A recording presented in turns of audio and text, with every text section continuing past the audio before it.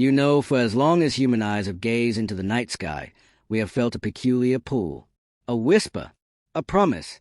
What began as myths of gods and the stars has evolved, with our growing knowledge, into a grand narrative of destiny. It is a story told by our scientists, our writers, and our futurists.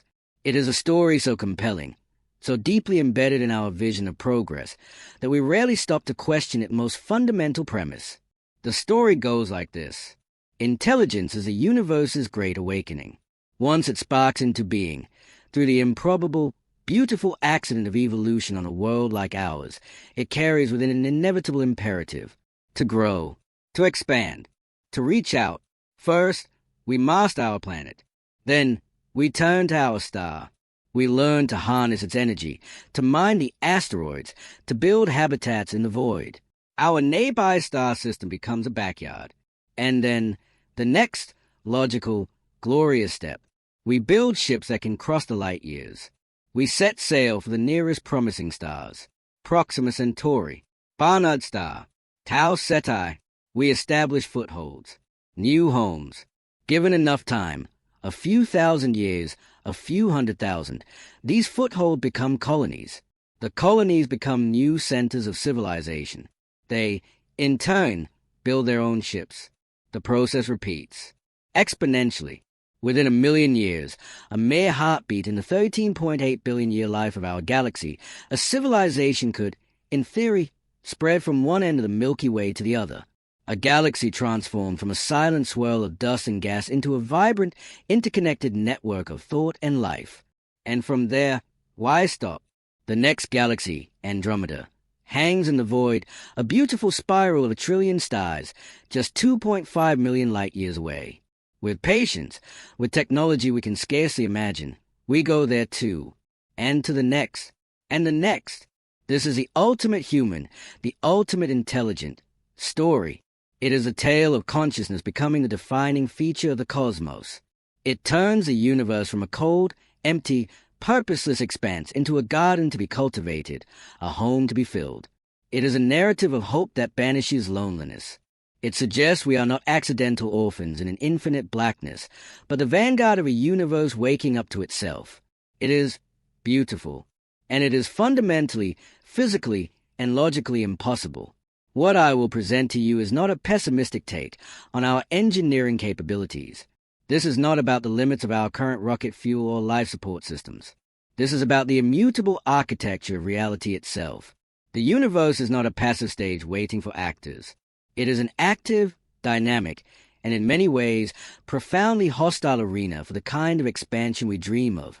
The barriers are not hills to be climbed. They are walls of unimaginable height and thickness. And they are built from the very laws of physics, relativity, thermodynamics, and cosmology. This is a story of compound impossibility, where one insurmountable barrier is stacked upon another, and another, until the beautiful dream collapses under its own existential weight. This is a story of why space, time, and energy always win. Part 2. The first wall. The universe is running away. The cosmological barrier. Our first and most profound mistake is in how we visualize the cosmic stage. We picture it as static, a fixed, three-dimensional grid, a map where point A, Earth, and point B, a distant galaxy, have a fixed distance, a distance that, however large, can be crossed given enough speed and time. This picture is an illusion, a dangerous one. Our universe is not static. It was born in a state of explosive expansion, and it has never stopped. Not only has it not stopped, but for the last several billion years, this expansion has been accelerating. This is not like explosions we know on Earth, with debris flying out into a pre-existing space. This is space itself stretching, growing, inflating. Imagine the surface of a balloon. Draw 2 dots on it. Now inflate the balloon. The dots don't move across the surface. The fabric between them grows, forcing them apart. This is Hubble's law. A galaxy's recession velocity is proportional to its distance from us. A galaxy 100 million light-years away recedes a little. A galaxy 1 billion light-years away recedes much faster.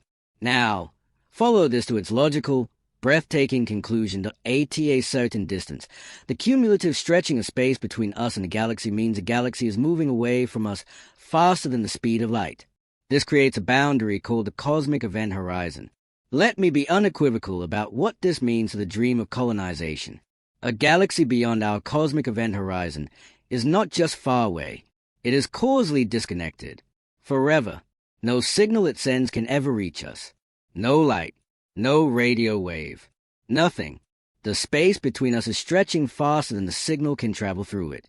Similarly, no probe or ship we launch, even at 99.9999% of light speed, could ever catch it. It would be like a swimmer trying to upstream in a river whose current flows faster than they can swim. They make no forward progress. Let's anchor this with staggering numbers. The observable universe, the sphere from which light has had time to reach us in 13.8 billion years, is about 93 billion light-years in diameter due to expansion. But the reachable universe, bound by our event horizon, is less than half that. Current cosmology suggests that over 95% of the galaxies we can see in our most powerful telescopes are already and permanently unreachable. They are cosmic ghosts, phantoms in the deep field images from the James Webb Space Telescope.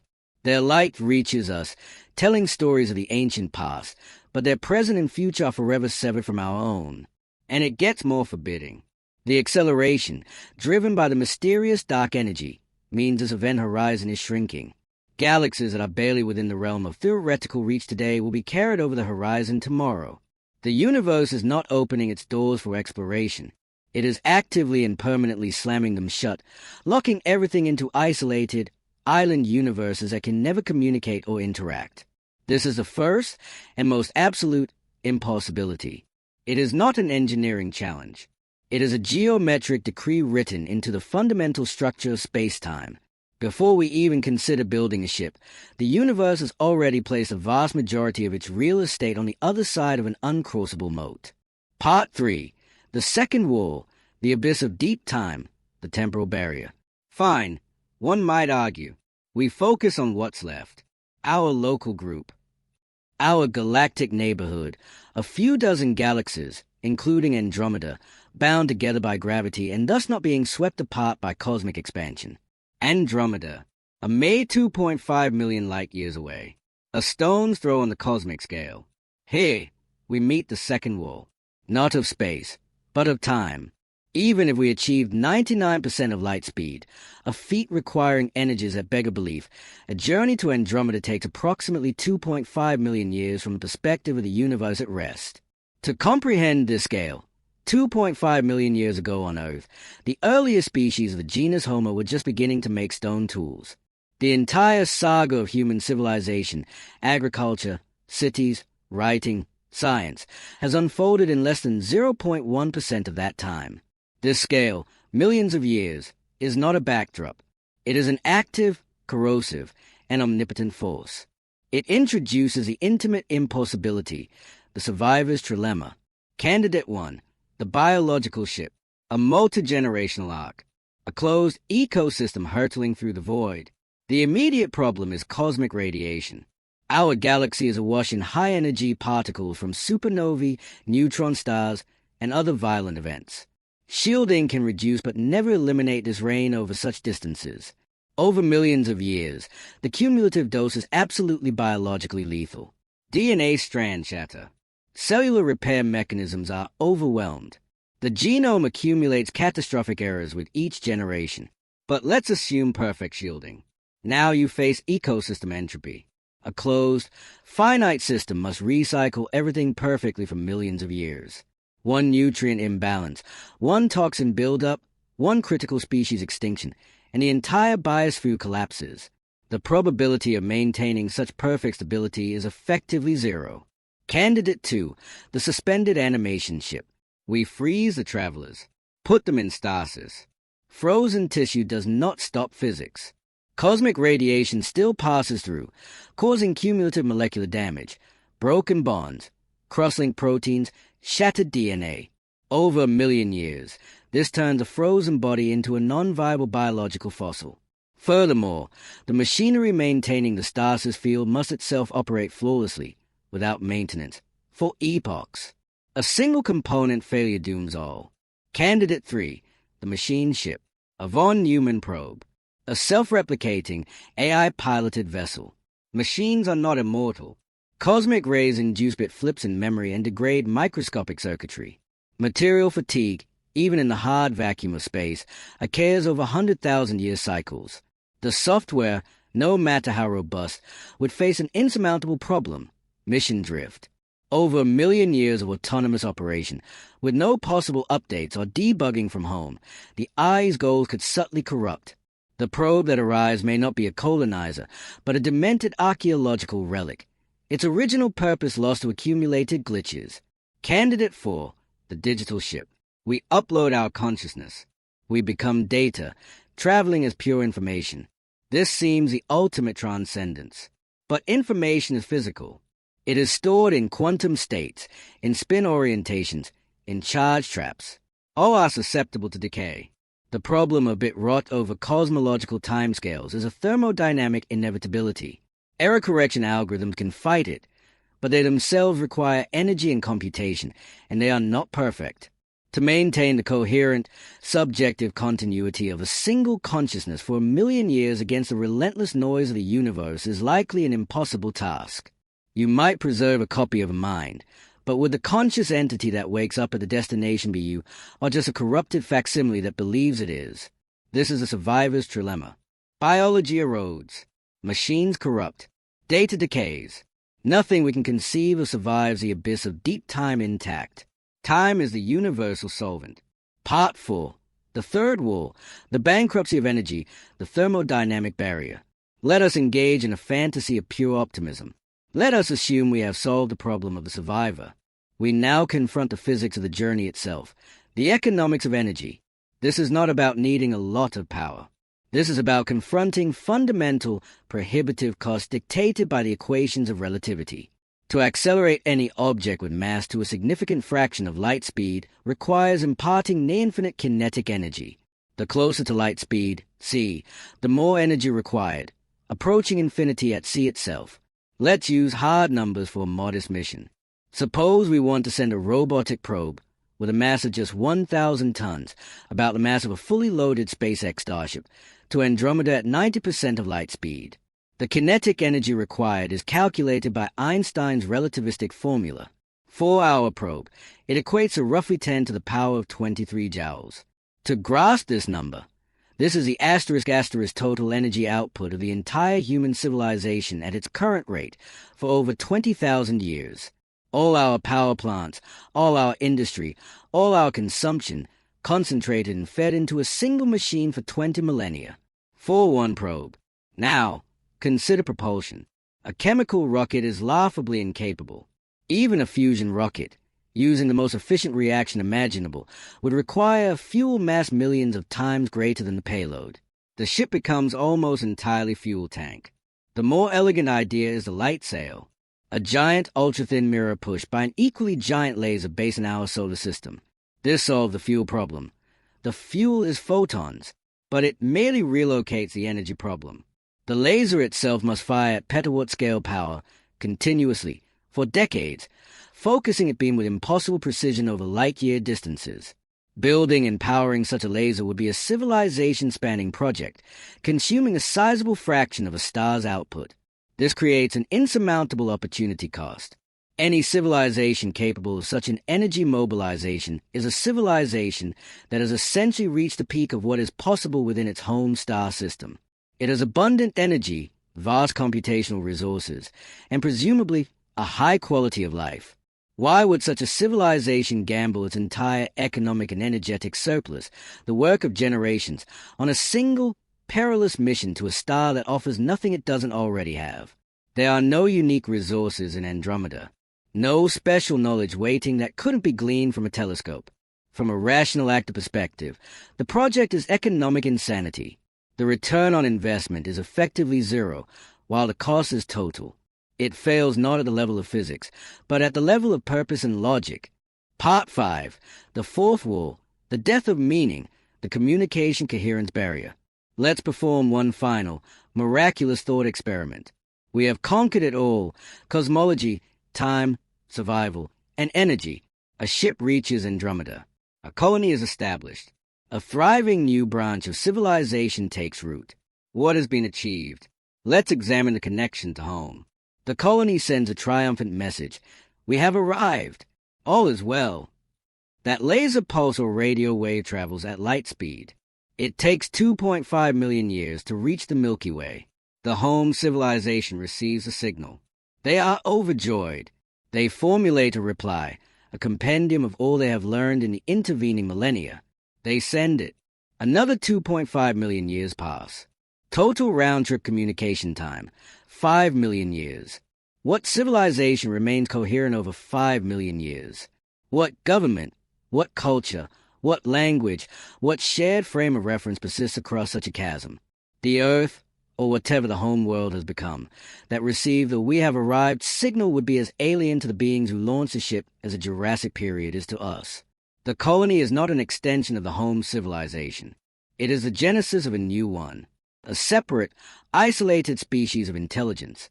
It will develop its own languages, its own philosophies, its own technologies, its own art, shaped by the unique conditions of its new galaxy.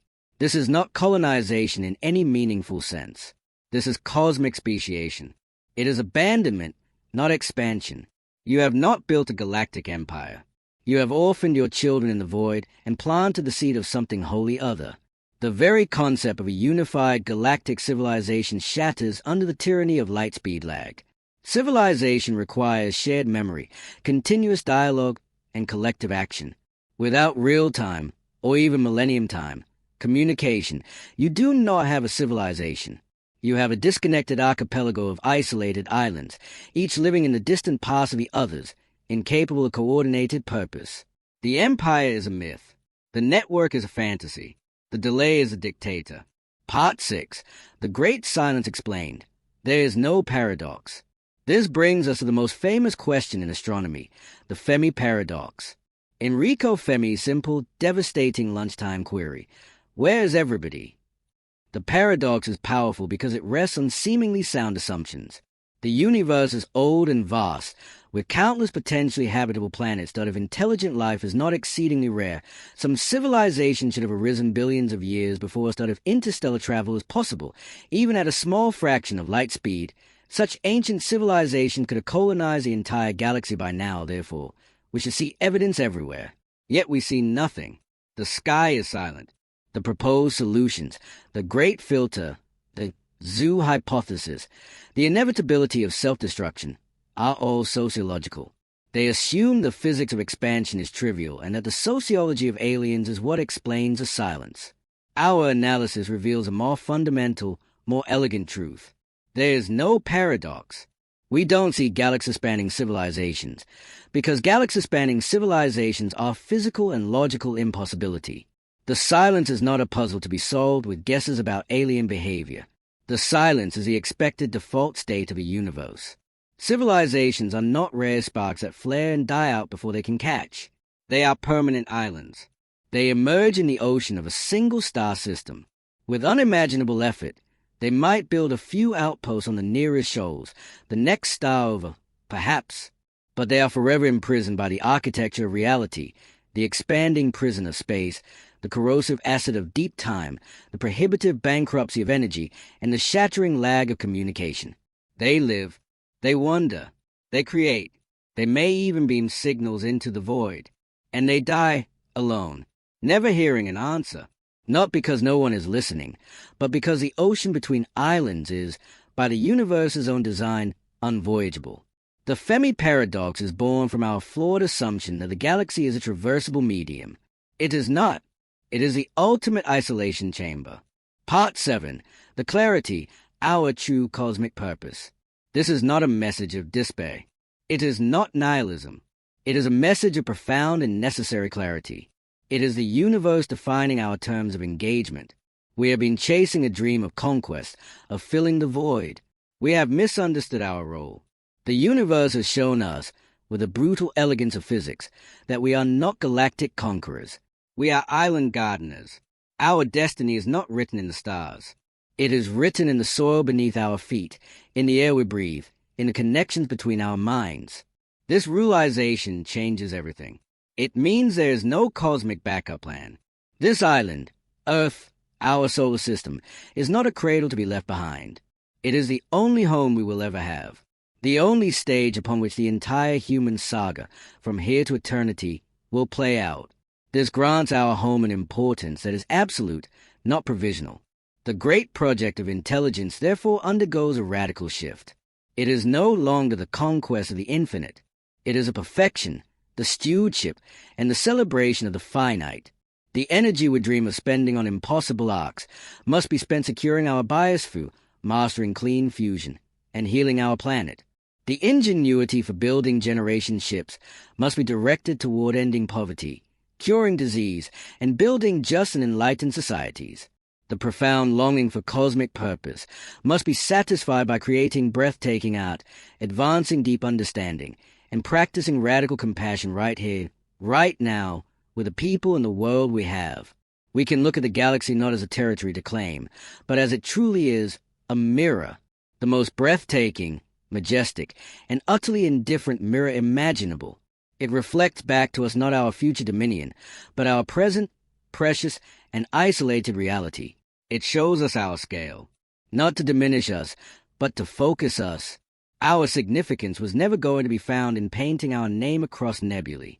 Our significance is found in here, inside, in the quality of our consciousness, in the depth of our empathy, in the legacy of wisdom, beauty, and care we cultivate on this, our only island. The universe does not need us to fill it, but we, in our brief, miraculous flame of awareness, need to make our corner of it worthy of the wonder we feel when we gaze into that majestic, silent, and forever distant mirror. The final lesson is the title of this story. Space always wins. It wins through expansion, carving reality into lonely island universes. It wins through time, eroding all ambitions and all travelers.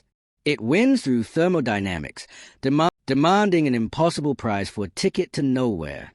It wins by enforcing a silence that is not eerie, but inevitable and natural. And in accepting that victory, in laying down the impossible dream of galactic empire, we are not defeated. We are liberated. Liberated from a beautiful, distracting fantasy. Liberated to embrace our true, finite, and infinitely meaningful task. To tend our garden with all the love, wisdom, and creativity we possess. To cherish our fleeting moment of light in the cosmic dark. To be brilliant, to be kind, to be wise, hey. For this is not a consolation prize. This is the whole game, and it is more than enough.